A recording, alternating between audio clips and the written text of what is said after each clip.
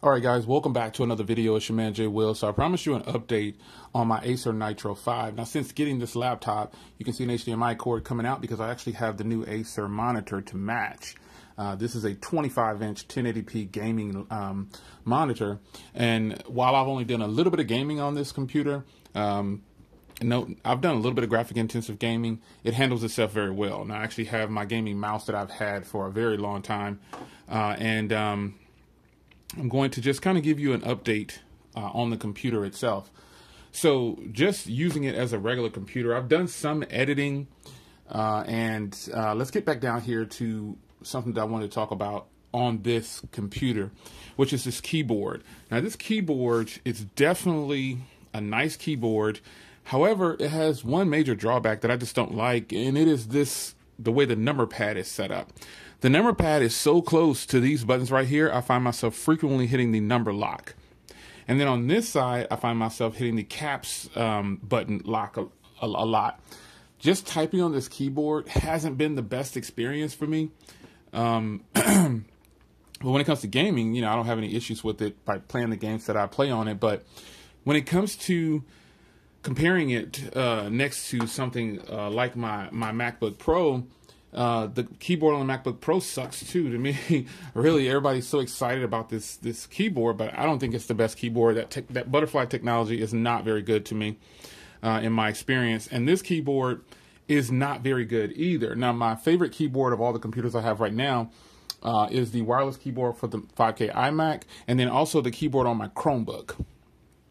This keyboard right here feels solid but mushy. Now, this trackpad, on the other hand, is horrible compared to the MacBook Pro's trackpad. The MacBook Pro has just one of the best trackpads, and I even have the, you guys already know, I have this trackpad also that I use with this when editing or just doing. I don't even use the regular mouse with the Apple products. I like the big trackpad. I think it's easier for editing and just normal navigation for me because I like how big it is and I can use my full hand to navigate. But this keyboard, this trackpad right here is horrible to me. Just not a very good experience at all. So I find myself using the mouse a lot. That's just what I find myself doing. Now, some people say that they don't have Nitro Sense on their computers. I don't know why you wouldn't have it, so I can't answer that. But I have it on mine, and this is when you're gaming, this shows you the spikes and everything in the CPU and tells you how the CPU is performing. And so that's something that you should keep in mind if you're deciding to pick up this computer. In the US where I'm at, it comes with Nitro Sense. So it just monitors your CPU and your GPU and lets you know if it's getting too hot or, how it's performing, if you're going to experience some lag. Everything is there. As you can see, high performance mode is where mine is at. With the AC, and on battery, it's on high performance motors too. So when plugged into this monitor, this complete setup here, I noticed that the battery doesn't last as long on this computer because I keep it plugged up to this monitor, and it just doesn't last very long. Meaning it lasts. Maybe, let's see what it says right now, because I just took it off the charge to see if I can read it yet. See, it's saying I'm getting 3 hours and 20 minutes with 96% left. And it's just because it's pulling so hard from this to power this monitor. Now, when I don't have it hooked to the monitor, it lasts a very long time. I got to admit, it lasts at least 6 hours or so. It's like double that, but it's going to be like this when you're trying to power a big display like this. Again, this is a 25-inch monitor up there that is trying to power. But overall, as a computer, just as a regular laptop, it's a good laptop. It's got major specs in here. And I think if you were to pick this up, it's definitely powered right. It's got 256 gig SSD, and it's got, let me go to Best Buy real quick and pull up the official specs, but it's got 8 gigs of RAM, 256 gigs SSD, the Nitro 5 gaming laptop. It's a really nice laptop, and it's really affordable. Like, this is the one I have right here. There's two versions for some reason right here. I don't know what that's about, what the difference is. I've tried to kind of put them side by side. Oh, this is a different color.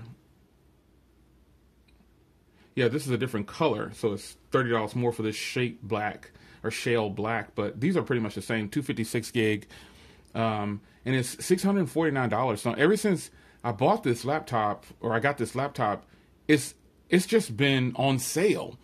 So I don't know why it's on sale so much. It's a gaming on a budget. Guys who ask me about, does it play this? Does it play that? It has a 7th gen Intel Core i5. So with 8 gigs of RAM, that's more than enough to play any of the games that you want.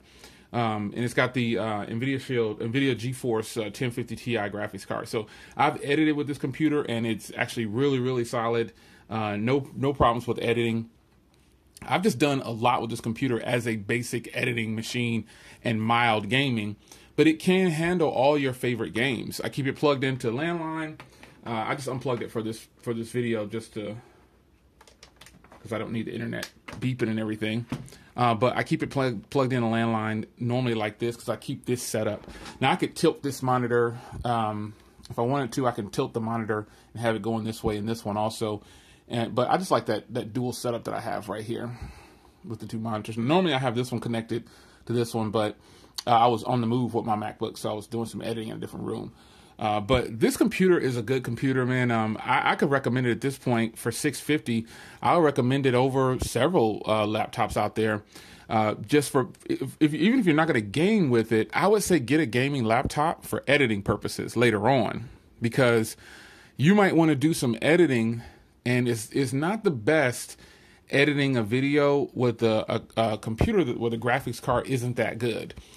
So I'm going to tell you that, having owned this now for, it's been at least 3 months. I'm probably going on 4 months or so. I don't know. Excuse me. It's a good laptop, and it's totally worth $650. It's worth $800 too when you think about it. What you're getting 256 gig, and this computer has 128 gig, and it's $1,400. You see, so with all the taxes and everything, so this computer is right around $700 with double the memory and it's SSD. So it's fast. It's not. Now this is Windows and Apple, and so obviously I prefer the operating system over here compared to Windows laptops. But this laptop has been great for the things that I've used it for. Like I said, mild editing, lots of web browsing. And there's just certain things. Like on here, I use Power Producer. And it's really good, man. I don't have any complaints about that. I'm just used to, and I used to use Sony Vegas Pro before I got into Mac. And I'll probably start using Sony Vegas Pro again. But for now, the Power Producer is more than enough, and I appreciate it, how nice it does. You can stack real well on here, and you can edit quickly. You can use the Intel graphics for sure to make it produce movies and videos really fast. And it's a good look, man. So if you're just looking for a laptop, buy a gaming laptop like this, because it's very affordable, and you get that graphics card and all that SSD. And I have an external SSD also, so. But just having 256 gigs on board, it's really nice. So, quick update on my Acer Nitro. I've just been using it as a regular computer with this new monitor that I got for it. It's an Acer combo, basically. That's what I did. And I really like it. The monitor's good. I don't have any problems with the monitor. I really like this monitor setup. It's just nice, man. This is a 1080p monitor, and this is a 2K display monitor. So this one obviously is a little bit crisper, but you can't really tell the difference by looking at it. I can put up these same photos. Like I'll do that real quick. Let's see here.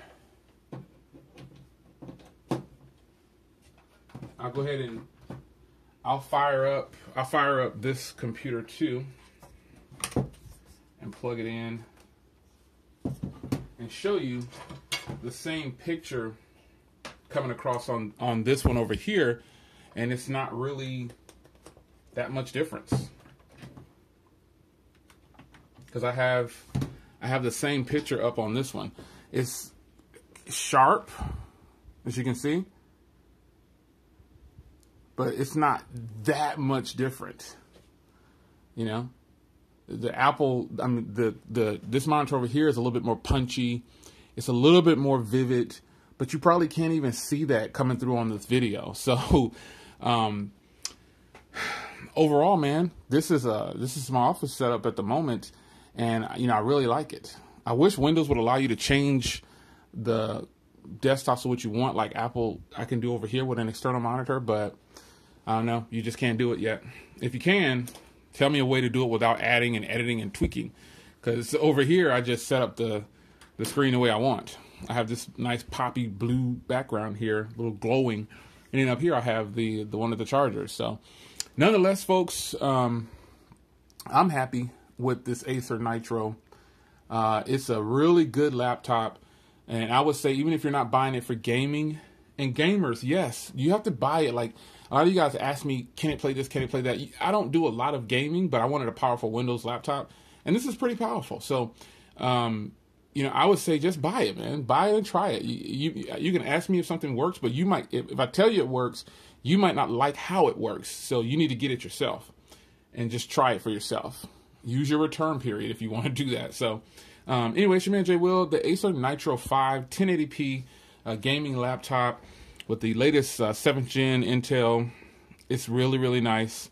The SSD is nice, and the Wi-Fi and everything is really good on here. So I'll see you guys in the next video. I'll update you guys in a little while, man. Take care.